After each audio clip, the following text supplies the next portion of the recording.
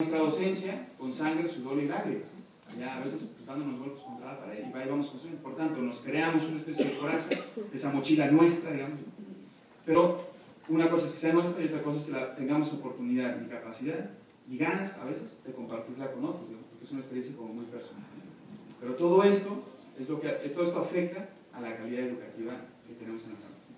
Pero tenemos mucha experiencia, porque tuvimos muchos maestros durante el camino. Entonces de ahí tomamos también nuestros referentes.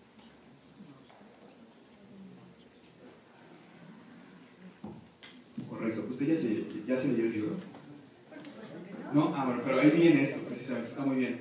Es decir, como lo de ser docentes es muy procedimental, ¿no? De saber hacer cosas en clase, entonces, ¿cómo aprendemos a ser docentes? Bueno, ¿cómo aprendemos cualquier procedimiento? O sea, ¿cómo aprendemos a bailar? Sí, pero cuidado, si yo les pongo ahora un baile catalán, una sardana, y les digo, venga, a bailar una sardana, ¿será una sardana? Si les pongo la música, digo, a bailar bailando, ¿no? Pues venga, a bailar una sardana. No, porque nos faltará una cosa, ¿no? En el aprendizaje de un procedimiento primero tiene que haber observación, ¿no? Observación del modelo y luego práctica de lo más simple a lo más complejo, ¿no? Bueno, pero así aprendemos todo, a andar en bicicleta, a nadar y a ser docentes, porque lo de ser docente es muy procedimental, hay que saber hacer cosas, ¿no? Por tanto, ahí es donde entra el tema de cuáles son las prácticas docentes que más hemos visto. ¿Cuáles son? Como decía la colega, la de nuestros propios maestros, desde pequeñitos. Hemos visto un montón de prácticas de ese estilo. Bueno, la pregunta es, ¿qué prácticas eran?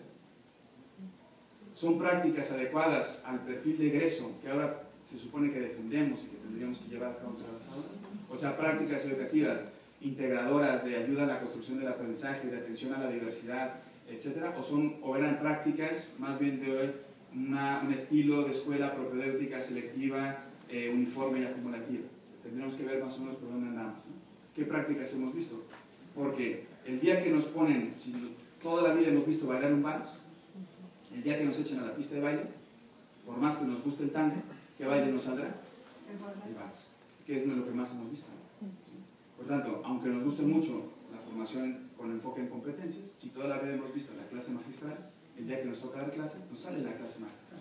Más fácil que todo lo demás. Incluso cuando nos enseñaron otras metodologías, además de la clase magistral, nos las enseñaron con una clase magistral. Entonces al final hemos observado un montón de prácticas de clase magistral y ¿cuándo hemos observado el tango? Nos han hablado del tango, de la historia del tango, que es muy bonito el tango, pero nunca lo hemos visto bailar. Entonces así es muy difícil que nos salga. Lo que llevamos en la mochila es aquello que más hemos observado, eso seguro, ¿eh? Luego, si alguien ha hecho el esfuerzo, también obviamente se han ido incorporando otro tipo de prácticas, ¿no? Pero la observación, eso lo llevamos seguro. Entonces, de esto nos hemos dado cuenta. Y aquí está una de las dificultades de la calidad educativa. Sí pueden haber reformas y reformas. El jueves estuve en Querétaro, trabajando con la Secretaría de Educación Pública allá y asesores técnico-pedagógicos. Y una asesora que lleva muchos años me dijo, sí, porque aquí yo he visto pasar, dice, yo he visto pasar 3 reformas educativas. Y seguimos enseñando como antes de la primera. Y entonces, ¿qué ha pasado? ¿Por qué? Sí, está muy bien que se decreten y se estudien cosas y se pongan, pero no por eso se van a hacer en el aula, porque para que hagan el aula tendríamos que poder modificar las mochilas de todos nuestros docentes. Entonces, ¿cómo se lleva a cabo eso? Eso no es sencillo, sobre todo con esta cultura que acabamos de decir, con esta herencia que tenemos de todas esas prácticas que hemos visto, que hemos incorporado. Y encima, como llevamos muchos años en la docencia, ya nos sentimos cómodos con una manera de enseñar. Y si ahora nos dicen que tenemos que cambiar la manera de enseñar, si cambian los contenidos, si cambian la estructura de la escuela, si cambia el sistema, eso más o menos lo aceptamos. Pero si nos dicen que tienes que cambiar la manera en la que enseñas, cuidado, eso ya es otra cosa. Entonces, ¿cómo hacerlo? Bueno, un poco bien explicado esto y cómo podríamos hacer para gestionar, administrar esas mochilas docentes, ¿sí? Para alinear, lo que no va a hacer un docente jamás es quitarse la mochila y ponerse otra, ¿eh? Eso no lo va a hacer nadie. Lo que podemos aspirar es a que dentro de las mochilas vayamos incorporando herramientas didácticas que sean comunes en la escuela, ¿sí? Y que la incorporación de esas herramientas no venga por un decreto, una imposición, sino que vengan por un desarrollo de una práctica reflexiva, pero fundamental, ¿sí? Por eso es bien, tercera idea, el aprendizaje tendría que ser lo primero. Y aquí tiene que ver, aquí el libro trata de hacer un recuento un poco de los sistemas de calidad en la escuela, sistemas de calidad educativa. ¿Qué tipo de sistemas tenemos? ¿Cómo se han implementado en las escuelas? Y por tanto es un recuento también de qué ha pasado históricamente con esta cuestión de la calidad educativa. Lo que ha pasado es que en los años, cuidado, el término calidad ya tiene un pecado original, porque no es un término que hayamos acuñado nosotros, sino que es un término que importamos, ¿no? Por tanto, como todos los términos que importamos ya vienen con un pecado original, ¿no? Que no nos viene de nuestro. Pero bueno, nosotros tendríamos que poder hacer lo nuestro, ¿no? Y para eso tendríamos que pensar la calidad educativa a nosotros en qué nos puede ayudar como docentes, ¿no? Pero fíjense, como ha sido incorporada, es diferente de cómo fue incorporada a otros ámbitos empresariales, otros ámbitos de los empresariales, que es donde viene, ¿no? En los años 50 se incorporó la calidad en la línea de producción porque era importante que si alguien producía algo, eso que produjera siempre saldría de la misma manera, ¿no? Para garantizar su calidad, ¿no? Por tanto, así comenzó la calidad, allá en los años 50 con el Bardemio, ¿no? Y luego se fue sofisticando un poco más, y entonces se dijo, ya no es suficiente que la línea de producción y que el producto siempre salga igual, no, toda la empresa tiene que tener calidad, recursos humanos, compras, etcétera, etcétera. Y entonces dijeron, bueno, pues creamos un sistema de gestión de la calidad para que no solo la línea de producción, sino toda la empresa tenga calidad. Y así aparecieron normas como la ISO, FQM, etc. Luego se fue sofisticando más y dijeron, ya no solo la empresa, toda la empresa tiene que tener calidad, sino que tenemos que intentar hacerlo siempre mejor y ser excelentes en nuestro sector, ¿no? Y así nacieron los modelos de excelencia, como el modelo iberoamericano de excelencia, o les decía de FQM, ¿no? Se fue sofisticando. En ese momento que estaba todo esto, fue cuando importamos el término a la educación. Entonces, lo que estaba más en boga no era tener calidad en la línea de producción, lo que estaba más en boga era tener calidad en toda la institución, toda la organización. Por tanto, aquellos sistemas que hemos importado son sistemas de carácter organizativo. O sea, que la escuela esté bien organizada, y parecería que eso es tener calidad. Pero, si entendemos la calidad a dos niveles, calidad de los procesos organizativos, pero también otra calidad que es la de los protocolos técnicos de la realización del servicio concreto, entonces, podemos decir que en el sector salud, un hospital puede tener calidad, ¿sí? Puede tener un sistema de calidad, tienen ISO los hospitales, ¿sí? Pero ¿ISO le va a decir a un médico cómo hacer una cirugía? No tiene ni un solo indicador sobre eso. Los médicos tienen sus propios protocolos técnicos de realización del servicio médico. Y con eso, por tanto, ISO funciona muy bien porque trabaja a nivel organizativo y a nivel, digamos, de la producción, en este caso, que es el servicio médico, los médicos tienen sus protocolos. Una constructora también tiene ISO, y es la misma, ¿eh? Es la misma ISO, la misma norma 9001-2008 que la de los hospitales, la misma, porque trabaja a nivel organizativo, pero ISO no le dice a un arquitecto o un ingeniero cómo construirlo, ni un solo indicador, no tiene ni un solo indicador. Los arquitectos y los ingenieros tienen sus propias normas de construcción, ¿sí? Que son universales y están al alcance de todos los profesionales. Ahora, pregunta, en educación, ¿una escuela puede tener ISO?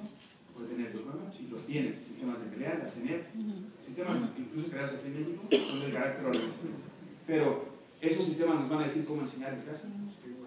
No tienen ni un indicador sobre los procesos de ciencia y aprendizaje. Lo que hacen es preguntar, ¿tú cómo enseñas? ¿No? Y claro, si yo enseño así, vale, verificamos que enseñas así, te damos el sello.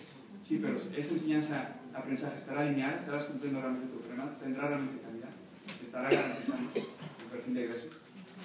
Entonces yo pregunto, ¿dónde están los protocolos técnicos de realización del producto de servicio en el ámbito educativo? Que sean universales y que estén al alcance de todos los docentes. Aquí tenemos un problema y por eso la calidad educativa ha entrado bastante en el tema organizativo, pero no sé, se nos ha olvidado lo más importante, ¿no? Como comenzó la calidad, o sea, que aquello que hacemos en los procesos clave, que en nuestro caso son los procesos de enseñanza y aprendizaje, esté garantizado. Por tanto, aquí se establece ese paralelismo y también qué tipo de indicadores se podrán utilizar en este sentido. Bien, entonces aquí entraríamos a la cuarta idea, que es el análisis de la práctica educativa. Entonces, ¿cómo analizamos la práctica educativa? ¿Qué indicadores podemos utilizar? Y de qué manera lo podríamos hacer. Entonces, como indicadores podríamos decir que estamos dentro de un sistema complejo, ¿no? Por tanto, aquí podemos ubicar tres sistemas, o sea, un microsistema que es el aula, un mesosistema que es el centro escolar y un exosistema que es la comunidad o el entorno. Y dentro de esos tres sistemas tendríamos que ubicar los indicadores que podemos utilizar para analizar la práctica educativa. Entonces, lo primero son los referentes, que ya vimos, ¿no? O sea, por un lado tenemos que tomar en cuenta las finalidades educativas o el perfil de salida o el perfil de regreso de los alumnos, y por otro lado los principios psicopedagógicos de la aprendizaje. Lo que veamos ahora nos va a dar como resultado un aprendizaje en el alumnado. El aprendizaje de los alumnos es multifactorial, ya lo sabemos, pero mucho de aquello que de aquellos resultados que tienen nuestros alumnos depende de lo que hagamos en las aulas. No un profesor, no un maestro, no una maestra, sino el colectivo de docentes que le enseñan a Juan. Ellos sí que tienen mucha fuerza, mucha influencia en los resultados de aprendizaje de Juan. ¿Sí? Entonces, ¿cuáles son los indicadores? Entonces decimos que en función del perfil de egreso, tendríamos que revisar la coherencia entre ese perfil de egreso y aquello que nos proponemos que aprendan, los propósitos educativos, objetivos educativos. Que les podemos llamar propósitos didácticos, aprendizajes esperados, estándares curriculares o como queramos. Aquello que pretendemos que aprendan, que esté en función del perfil de egreso que hemos definido. Y luego la coherencia entre esos propósitos y aquello que enseñamos en clase, es decir, los contenidos de aprendizaje. Queremos que sean solidarios, decimos en el perfil de egreso, entonces propósito didáctico, enseñanza de la solidaridad como valor, contenido, pues ahora tenemos que agregar contenidos, actividades, ¿no? De contenidos de clase que tengan que ver con ese valor que es la solidaridad, no solo como concepto, sino también como vivencia. ¿Sí? Y porque a veces dicen, sí, que sean solidarios, pero entramos en una escuela, ¿no? Entramos en un aula de preescolar y decimos, a ver, ¿todos tienen aquí para iluminar? ¿Colores para iluminar? Sí. ¿Todos tienen hojas para iluminar? Sí. Bueno, ya, entonces, ¿a qué momento comienzan a aprender a ser solidarios? No. Quitemos todos los colores de los alumnos, pongamos un botecito en el centro de una mesa y ahora les decimos que todos tienen que iluminar. Y aquí comenzarán a aprender lo que es la solidaridad. Porque esas vivencias, ese tener que compartir, esos problemas que se van a crear son los que permiten reflexionar sobre el valor y la importancia de la solidaridad, etc. Y eso tendríamos que secuenciarlo a diferentes niveles, graduarlo para que vayamos trabajando hasta la preescolar, primaria y secundaria, para que al final, a ver si